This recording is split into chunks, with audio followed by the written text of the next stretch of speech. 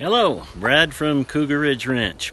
Hey, listen, if you've ever wondered how to protect your fence posts from rotting, that's a big thing. You can buy treated fence posts. You can also treat them yourself, and it's very, very inexpensive. Here's some behind me that I'm loading up to go put in the ground, and I want to show you how to do it. You can use two ingredients: diesel fuel and motor oil, used motor oil.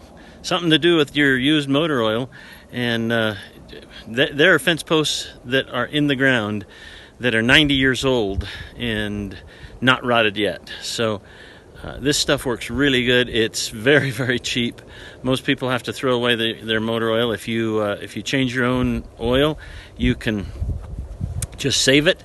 And if you don't change your own oil, you can probably get it from somebody who does. So let's go show you what it is.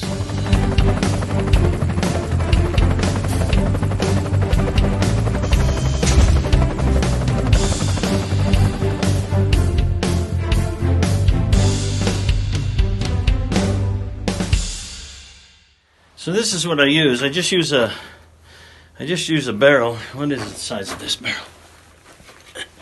This barrel is just an old metal barrel. It's 22 by 18. It's a cattle feed supplement barrel. So I just use this barrel and I fill it up with a mixture of 50-50 diesel fuel and old motor oil from all of our tractors and cars and everything else. When it gets filled up, then I fill it up to the top with oil. I've taken a bunch of poles out. I'm putting poles back in to continue to soak. You can see how it weeps up the pole. It weeps up the pole about 16, 18 inches. And I just let them soak in here until I need them. And so it's a very inexpensive way. For those of you who thinks that it's environmental disfriendly, the chemicals that they use on regular treated poles, are worse than this stuff. This is pretty good. And you're not pouring oil into the ground. It's soaked into the pole. It's just in the pole. So it's in the pole. It stays right there. It doesn't weep out. It's not hurting anything at all. So it protects these poles. These poles that I put in will be here long after I'm gone. It preserves them that well. So this is the fence posts once they've been soaking in the half diesel, half used motor oil. Here's other fence posts ready to go. Now these are treated, but treated for me is just they spray something on. They're not very treated.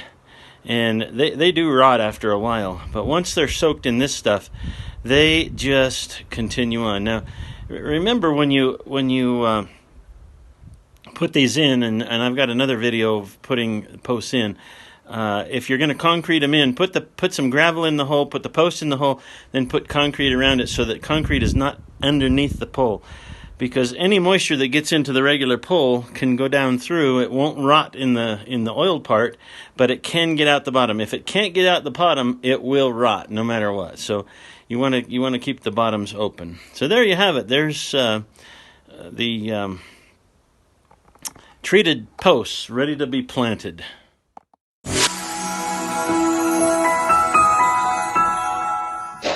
So I soak my poles in the metal tub and let them soak for a couple of weeks, whatever I can. Some people just paint on a couple of coats, and that does good for them. I usually just load up my little barrel and let them soak. And then when I'm ready, well, hello, Apollo.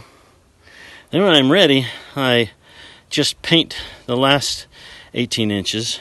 So I've got 36 inches of coat on the poles, and I only bury these 24 inches. They're supposed to be put in 18 inches, 24 inches, right in that range. So I usually put them in 24 if I can. That way I've got another 12 inches above, and that's how I treat my fence posts. Whether I cut them down out of my cedar trees or pinyon trees, or just buy these half-treated poles at the co-op when they're on sale.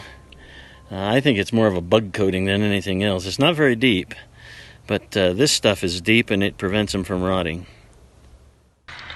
One more thing.